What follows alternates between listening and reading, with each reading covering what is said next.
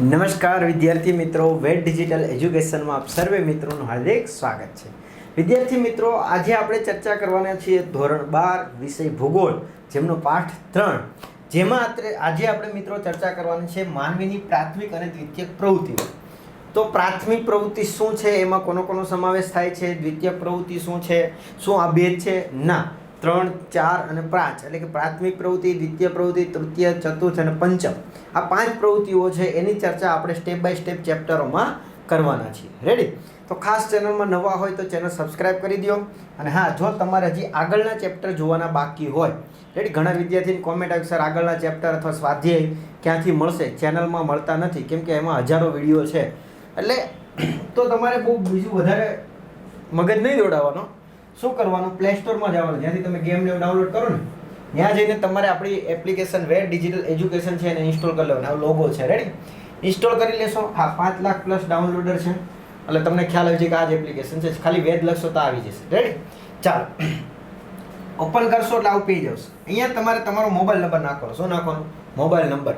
Ready? તમારો એટલે તમને ઘરે જે રહેતો હોય એ નાખીને સેન્ડ ઓટીપી કરશો એટલે 4 આંકડાનો ઓટીપી આવશે. એ નાખી દેશો એટલે તમે લોગિન થઈ જશો. હવે આવું કંઈક પેજ આવશે. કેવું? પહેલું. રેડી? હા, ફોટો બદલશે એટલે એમાં બહુ પડતા નહીં. અહીંયા મેનુ પેન કન્ફર્મ હશે, એમાં જવાનું પહેલાં પેઇડ કોર્સમાં. એમાં તમને એક ફોલ્ડર આવશે ધોરણ 12નું. એમાં જશો તો ત્યાં તમને દરેક વિષયની પીડીએફ, ઘણા વિદ્યાર્થી કહેતો પીડીએફ, તો એ બધું ત્યાંથી મળી જશે. આ સિવાય પરીક્ષા સમયે બોર્ડના આઈએમપી પેપરો બધું મળી જશે. ક્લિયર? આ સિવાય બાજુમાં જશો તો ત્યાં તમને ધોરણ 3 થી 12ના વિડીયો આપેલું છે. એમાં ક્લિક કરશો એટલે આવું પેજ આવશે. એમાં સ્ક્રોલ કરશો એટલે અહીંયા આવશે ધોરણ 12. તો ત્યાં જશો તો ત્યાં તમને ધોરણ 12ના ભૂગોળ વિષય છે, ઇતિહાસ છે, સમાજશાસ્ત્ર છે, ગુજરાતી છે, અર્થશાસ્ત્ર છે, તો આ બધા વિષયના વિડીયો છે. રેડી? સ્વાધ્યાયના વિડીયો છે. આ બધું જ તમને લાઈન ટુ લાઈન બધું મળી જશે. તો ત્યાંથી તમે સરળતાથી જોઈ શકશો. ચાલો, ક્લિયર? આગળ વધીએ આપણે. તો વાત કરીએ પાઠ 3, માનવીની પ્રાથમિક અને દ્વિતીયક પ્રવૃત્તિ. એટલે કે આ ચેપ્ટરમાં મિત્રો આપણે જે માનવીની જે 2 પ્રવૃત્તિ જોવાની છે, પ્રાથમિક પ્રવૃત્તિ અને દ્વિતીયક પ્રવૃત્તિ. તૃતીય પ્રવૃત્તિ પણ છે, ચતુર્થ પણ છે, પંચમ પણ છે.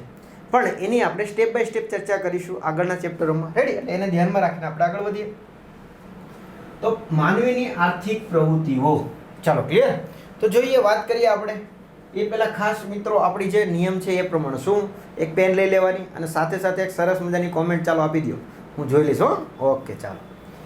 જે પ્રવૃત્તિથી માનવીને આવક પ્રાપ્ત થાય છે તેને આર્થિક પ્રવૃત્તિ કહેવાય છે. હવે આ તો કોમન વસ્તુ છે, આપણે ખ્યાલ છે કે માનવીને જે પણ કંઈ પ્રવૃત્તિ કરે એમાંથી આવક થાય, ઇન્કમ થાય, તો એને આપણે કેવું કહીએ છીએ? આર્થિક પ્રવૃત્તિ કહીએ છીએ.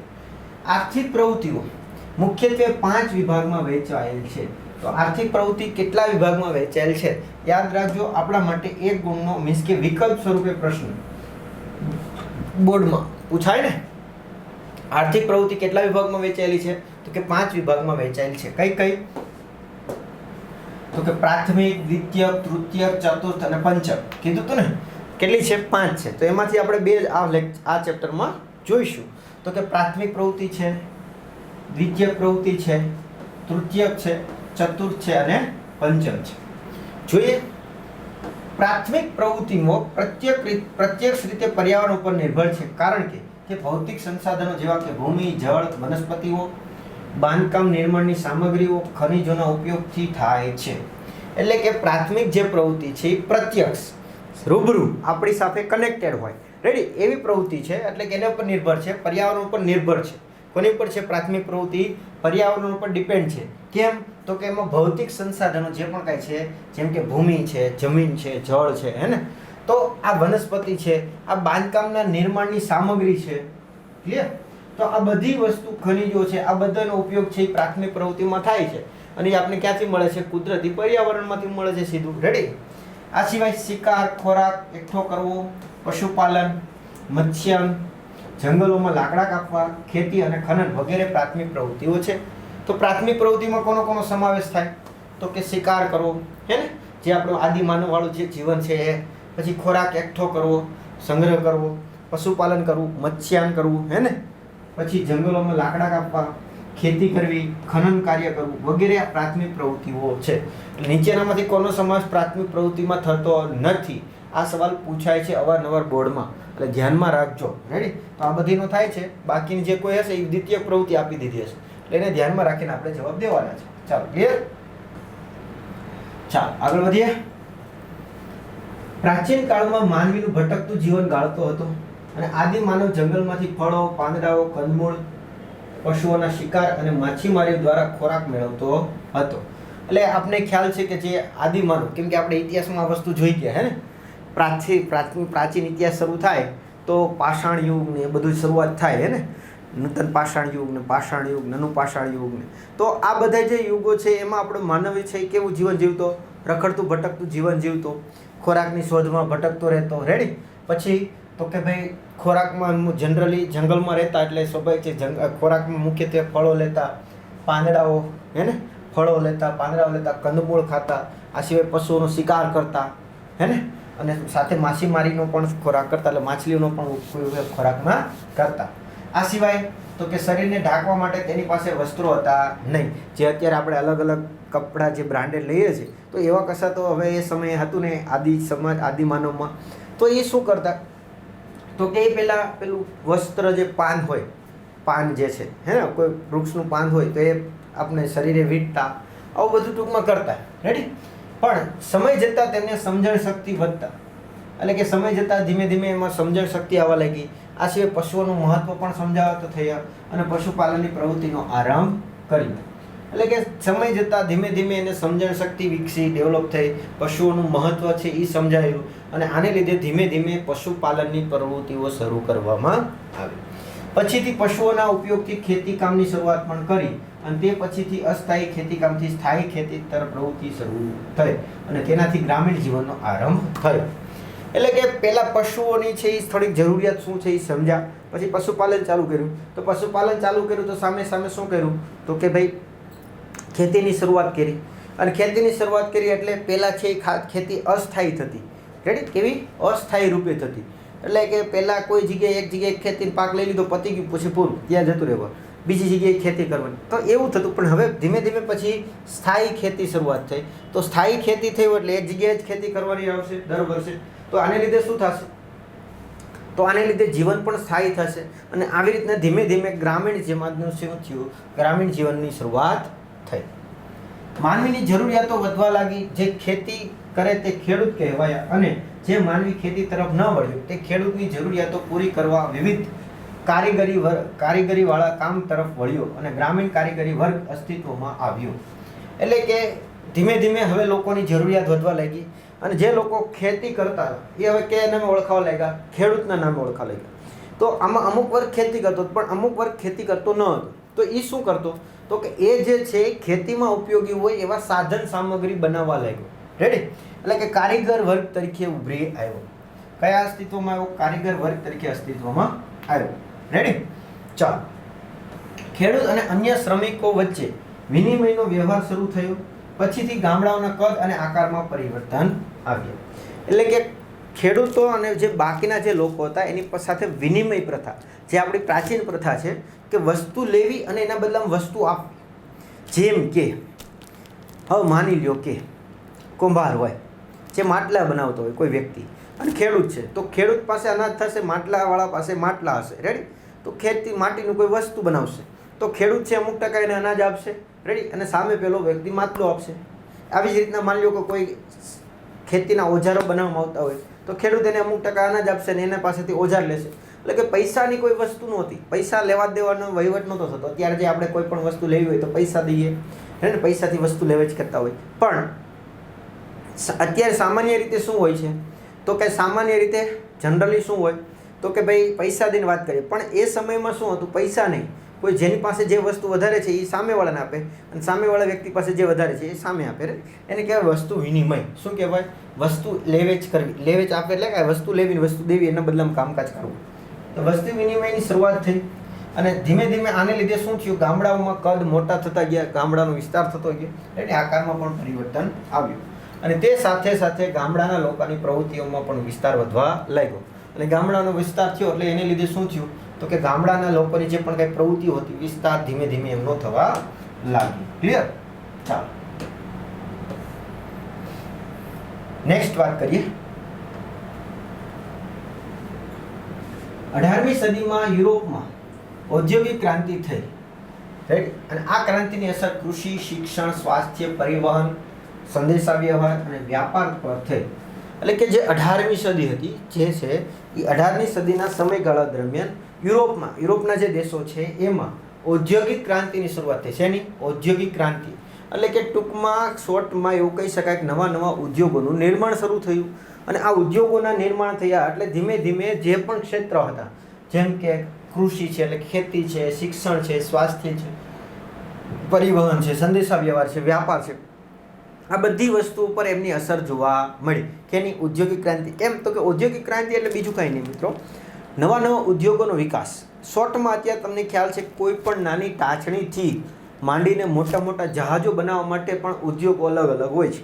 તો આ ઉદ્યોગોની શરૂઆત જ્યારે થઈ ઔદ્યોગિક ક્રાંતિ અંતર્ગત, કે મશીનરીઓની ટૂંકમાં શરૂઆત થઈ, લોખંડનો ઉપયોગ ધીમે ધીમે થવા લાગ્યો, એ બધું થયું.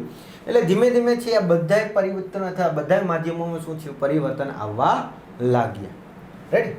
યુરોપની પ્રજા સમગ્ર વિશ્વમાં છવાઈ ગઈ. કેમ? તો કે આ શોધ ક્યાં થઈ હતી? યુરોપિયન દેશોમાં. તો એની પ્રજા આખા વિશ્વમાં ફેલાઈ ગઈ. કેમ? તો કે આ વસ્તુ આવડતી હતી કોને? યુરોપના દેશોને. તો માંગ આખા વિશ્વમાં થવા લાગી. યુરોપ થવા માંડ્યું ને ભાઈ. કેમ? તો કે વસ્તુ તો ન્યાજ બને છે ને બધી, એટલા માટે. ચાલો, બીજા ભૂમિખંડોમાં કુદરતી સંસાધનોનો લાભ યુરોપને મળ્યો, જેથી વિકાસશીલ યુરોપ ખંડ વધુ વિકસિત બની ગયો. એટલે કે શું કહે છે? આને લીધે નવી નવી મશીનરીઓ આવી, ત્યાં નવા નવા ઉદ્યોગો આવ્યા ઔદ્યોગિક ક્રાંતિને લીધે. તો જે બીજા ખંડો હતા, એશિયા છે, આફ્રિકા છે, રાઈટ, યુરોપ સિવાયના, તો આ બીજા ખંડો છે એમાં જે પણ કંઈ કુદરતી સંસાધનો હતો એનો લાભ કોને મળવા માંડ્યો? યુરોપને મળવા માંડ્યો. કેમ? તો કે કોઈ પણ વસ્તુ છે એ બનશે ક્યાં? યુરોપમાં જ જશે ને ભાઈ. એટલે ફાયદો છેલ્લે તો યુરોપને જ છે, કેમ કે એના ખાલી મશીન જ છે, સમજો. પણ વસ્તુ બધી છે બીજા ખંડની, પણ છતાં પણ ત્યાં તૈયાર થવા જશે ને પાછી આવશે. એટલે એને તો ઇન્કમ થઈ ગઈ ને ઘણી બધી. એટલે એને લીધે શું થયું? તો કે જે એક સમય યુરોપ વિકાસશીલ હતો, કેવો વિકાસશીલ હતો, એ હવે કેવો થઈ ગયો? વિકસિત બની ગયો, રેડી. કેમ કે ત્યાં એટલા બધા ઉદ્યોગો સ્થાપિત થઈ ગયા, રેડી. જેને લીધે લોકોમાં અવેરનેસ, જાગૃતતા આવવા લાગી, આ બધું કામગીરીની ઝડપી થવા લાગી. એટલે આ બધું લીધે શું બની ગયું? યુરોપ વિકસિત બની ગયો. આ જ સમયગાળામાં સંસ્થાનવાદી શોષણને કારણે એશિયા તથા આફ્રિકા દેશોમાં અલ્પ વિકસિત સ્થિતિમાં મુકાયા. એટલે કે આ સમયમાં, એટલે કે જ્યારે એ સમયમાં 18મી સદીમાં યુરોપ છે વિકસિત બન્યો, વિકાસશીલમાંથી, રેડી, વિકસિત થઈ ગયો. પણ જ્યારે એશિયા જે છે ખંડ, આફ્રિકા ખંડ છે, એમાં અમુકનું સંસ્થાનવાદી, એટલે કે એમાં ગુલામી પ્રથા, જેમ કે ભારતમાં અંગ્રેજોનું શાસન હતું આ સમયે, રેડી. આ ખાલી ભારતમાં નહોતું, આ ઘણી જગ્યાએ વિસ્તારોમાં હતું, બીજા આફ્રિકાના ખંડોમાં હતું, આફ્રિકા ખંડમાં પણ ઘણા દેશોમાં હતું. તો આને લીધે શું થયું? તો કે આ લોકો જે એશિયાના ખંડ છે, આફ્રિકાનો ખંડ છે, રેડી, એના દેશો અલ્પ વિકસિત બન્યા. વિકાસશીલ જગ્યાએ કેવા બન્યા? અલ્પ વિકસિત. કેમ? તો કે જે એનો વિકાસ થવો જોઈએ એ પણ ઘટવા લાગ્યો. અને એના કોના દ્વારા શોષણ થવા લાગ્યું? અંગ્રેજો દ્વારા એમનું શોષણ થવા લાગ્યું, રેડી.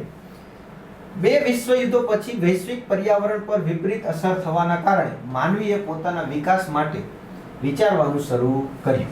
એટલે કે બે વિશ્વયુદ્ધ, જે બે વિશ્વયુદ્ધ અત્યાર સુધી મિત્રો પૃથ્વી પર બે વિશ્વયુદ્ધ થયા છે. પ્રથમ વિશ્વયુદ્ધ 1914 થી 18 એનો સમયગાળો છે, અને બીજો વિશ્વયુદ્ધનો સમયગાળો છે 1939 થી 1945.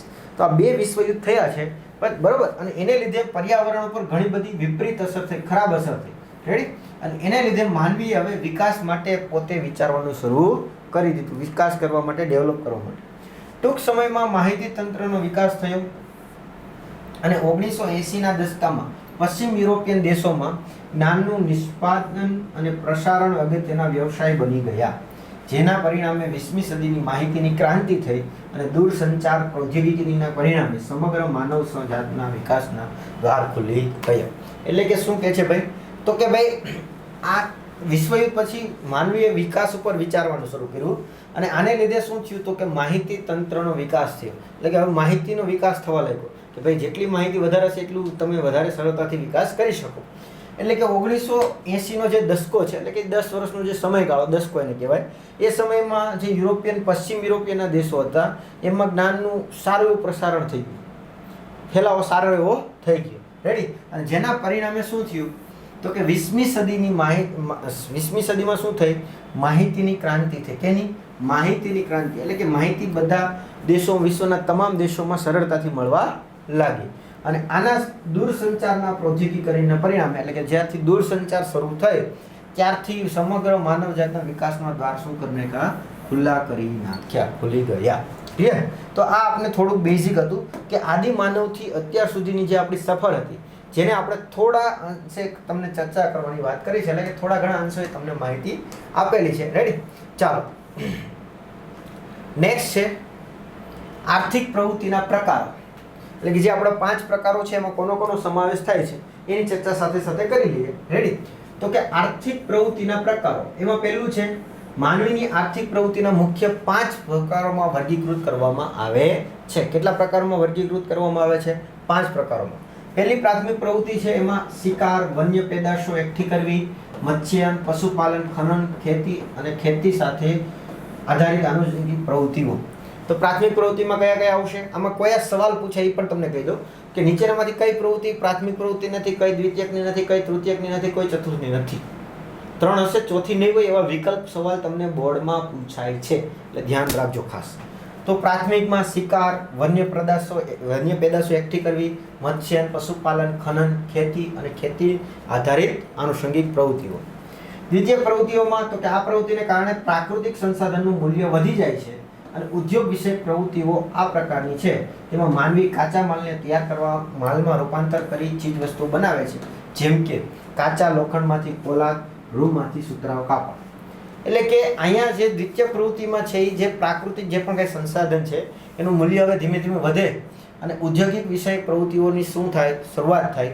જે માણસ છે કાચી જે પણ કંઈ માલ છે એને રૂપાંતરિત કરીને તૈયાર કરવા માટે ચીજ વસ્તુ તૈયાર કરે, જેમ કે કાચા લોખંડમાંથી પોલાદ બનાવવામાં આવે, પછી રૂમાંથી શું બનાવવામાં આવે? સુતરાઉ કાપડ બનાવવામાં આવે. એટલે આ પ્રવૃત્તિ બધી શેમાં થાય? દ્વિતીય પ્રવૃત્તિમાં.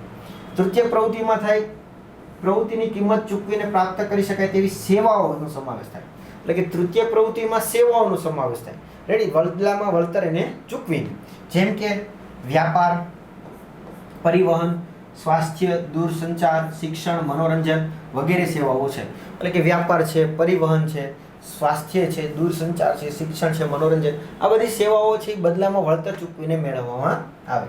આ સિવાય વીજળીના કારીગર, ટેકનિશિયન, દુકાનદાર, વાહન ચાલક, શિક્ષક, ડોક્ટર, વકીલ વગેરે કામગીરી તૃતીય પ્રવૃત્તિમાં સમાવેશ થાય છે.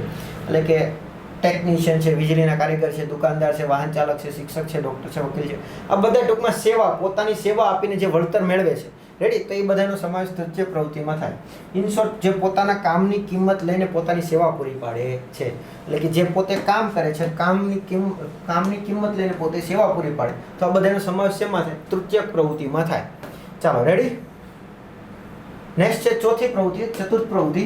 તો એમાં આવશે અહીં વિશેષ પ્રકારનું કૌશલ ધરાવતા માનવીની વિશિષ્ટ પ્રકારની સેવાઓનો સમાવેશ થાય, જેમ કે વિશિષ્ટ જ્ઞાન આધારિત ઉદ્યોગો, સંશોધન, વિકાસશીલ સેવાઓ, ઉચ્ચ સ્તરની રાજકીય વહીવટી સેવાઓ, માહિતીનું ઉત્પાદન, વિશ્લેષણ, પ્રસાધન, દૂરસંચાર વગેરે સેવાઓ. એટલે કે અહીંયા સેવાઓ છે ચતુર્થ પ્રવૃત્તિમાં, પણ ઉચ્ચ પ્રકારની સેવાઓ છે. જે ટેલેન્ટેડ લોકો હોય, વિશેષ કૌશલ્ય ધરાવતા હોય, જેમ કે વૈજ્ઞાનિક. તો વૈજ્ઞાનિક છે તો એ વૈજ્ઞાનિક શેમાં આવશે મિત્રો? તો કે આ પ્રકારની સેવામાં આવશે. કેમ? તો કે એનું ઉચ્ચ શું છે? કૌશલ છે. રેડી? તો કે એવા લોકોનો અહીંયા શું થતું હોય છે? સમાવેશ થતો હોય છે. રેડી? વિશિષ્ટ જ્ઞાન આધારિત ઉદ્યોગો છે એ વિકસાવવામાં આવે, પછી વિકાસલક્ષી સેવાઓ કરવામાં આવતી હોય છે. ચાલો, ક્લિયર? અને ઉચ્ચ સ્તરની રાજકીય અને વહીવટી સેવાઓ, રાજકીય ક્ષેત્રની અને વહીવટી ક્ષેત્રની પણ સેવાઓમાં, આ સિવાય માહિતીનું ઉત્પાદન અને વિશ્લેષણ એ પણ ચોથા પ્રકરણમાં આવશે, અને પ્રસાધન અને દૂરસંચારનો સમાવેશ થશે. અને છેલ્લે પાંચમી પ્રવૃત્તિ, પંચમ પ્રવૃત્તિ, તો કે જુદા જુદા ક્ષેત્રના વિશિષ્ટ કક્ષાના નિષ્ણાંતિ સેવાઓ, વહીવટી નિર્ણય નિર્ધારિકો સેવાઓ, ભિન્ન ક્ષેત્રના કુશળ સલાહકારો સેવાઓ અને નવી નીતિઓની નિર્ધારક દ્વારા અપાતી સેવાઓ પંચમ પ્રવૃત્તિમાં આવશે. એટલે કે શું કહે છે? તો કે જુદા જુદા ક્ષેત્રમાં જે વિશિષ્ટ કક્ષાના નિષ્ણાંતો છે, રાઈટ? જે તે ક્ષેત્રના, જેમ કે ટેકનિશિયન, તો લેબોરેટરીના જે મેઇન વ્યક્તિ હોય કે એ નિષ્ણાંત કહી શકાય. રાઈટ? તો વહીવટી નિર્ણય નિર્ધારિત ક્ષેત્રમાં, આ સિવાય ભિન્ન ક્ષેત્રના કુશળ સલાહકાર, એટલે ટૂંકમાં એ પોતે સલાહ આવશે, એને કામ ના કરવાનું. રેડી. અહીંયા કામની વાત છે, પણ અહીં કામ કરવામાં આવશે નહીં. એને ખાલી સલાહ આપી અને જે તે ક્ષેત્રનું વિશેષ એને નોલેજ હોય. આ સિવાય નવી નિર્ધારિત નીતિઓ છે એ આપવી. આ બધી સેવાઓનો 5મી પ્રવૃત્તિમાં સમાવેશ થાય છે. જો કે આમના વિશે આપણે ડીપમાં 3જી, 4થી 5મીમાં ચર્ચા કરવાની છે. આપણે અહીંયા ખાસ કરીને 1લી અને 2જીમાં ચર્ચા વધારે કરવાની છે. પ્રાથમિકમાં તો કે ડાયરેક્ટ પ્રકૃતિ સાથે જોડાયેલ હોય એ, દ્વિતીયકમાં પ્રકૃતિનો ઉપયોગ કરીને આપણે કોઈ કાચું મટીરિયલ અથવા તો એમાંથી કોઈ રૂપાંતર કરીએ એ, તૃતીયકમાં સેવાઓ બદલામાં વળતર મેળવીએ. પછી તો કે આમાં કૌશલ આધારિત જે પણ કંઈ સેવાઓ કરવામાં સમાવેશ થાય, ચોથીમાં. અને 5મીમાં વિશિષ્ટ કક્ષાનું શું હોય? નોલેજ હોય. રેડી. નિર્ણાયક શક્તિ હોય ને બધું શેમાં આવશે? 5મ પ્રવૃત્તિમાં આવશે. ચાલો, માનવી દ્વારા કરવામાં આવતી આ 5 પ્રકારની પ્રવૃત્તિ એકબીજા સાથે કેવી છે? જોડાયેલી છે, તથા તેમની સીમાઓ પણ એકબીજામાં ભળેલી છે. એટલે આમ જોવા જઈએ તો આ બધી જે પ્રવૃત્તિઓ છે 5 એ એકબીજા સાથે કેવી છે? જોડાયેલી છે અને એકબીજામાં શું છે? ભળેલી પણ જોવા મળે છે. આ 5 પ્રકારની માનવીની આર્થિક પ્રવૃત્તિઓને કારણે જ્ઞાન આધારિત ઉદ્યોગોનો વિકાસ થયો છે અને વિશ્વને એક નાનું ગામડું બનાવી દીધું છે. એટલે કે જે આ 5 પ્રવૃત્તિઓ છે એને આધારે, આર્થિક પ્રવૃત્તિના આધારે જે પણ કાંઈ જ્ઞાન આધારિત જે પણ કાંઈ ઉદ્યોગો ડેવલપ થયા છે, વિકાસ થયો છે. અને આને લીધે શું થયું છે? તો કે વિશ્વ એક આખું શું બની ગયું છે? નાનું ગામડું બની ગયું છે. કેમ? તો કે અત્યારે તમે કોઈ પણ દેશમાં હોય, કોઈ પણ જગ્યાએ જવું હોય સરળતાથી જઈ શકો છો. આજે તમે ભારતમાં હોય તો બીજે દિવસે છે અમેરિકામાં હોય, એટલે મીન્સ કે પૃથ્વીના આ છેડે હોય તો બીજે દિવસે બીજા છેડે હોય. રેડી. કેમ કે અત્યારે એવી સુવિધાઓ થઈ ગઈ છે, એવા ઉદ્યોગો ડેવલપ થઈ ગયા છે, એવી મશીનરીઓ આવી ગઈ છે જેથી તમે સરળતાથી કરી શકો. અત્યારે વિડીયો કોલ છે, ફોન છે, તમે સમજો તો કે જો કે તમે ઘરે બેઠા જ આ વિડીયો જુઓ છો તો સરળતાથી તમે ભણી શકો છો. બાકી તમે ક્યારે એવું એવું કે સાહેબ આજ બેઠા છે ને આ ક્લાસે જાશું ને એવું તો છે નહીં ને. એટલે ઇન શોર્ટ ટૂંકમાં સરળતાથી તમે ટેકનોલોજીનો ઉપયોગ કરી શકો છો. એટલે આને લીધે આખું કેવું થઈ ગયું? નાનું થઈ ગયું ગામ. હવે માની લો કે હું અલગ જગ્યાએ અત્યારે હોય, તમે પણ અલગ જગ્યાએ છો, પણ તમે જો વિડીયો જોવો છો એનો મતલબ એવો છે કે સાહેબ મને રૂબરૂ ભણાવી રહ્યા છે, હે ને? આવું ફિલિંગ આવશે ને?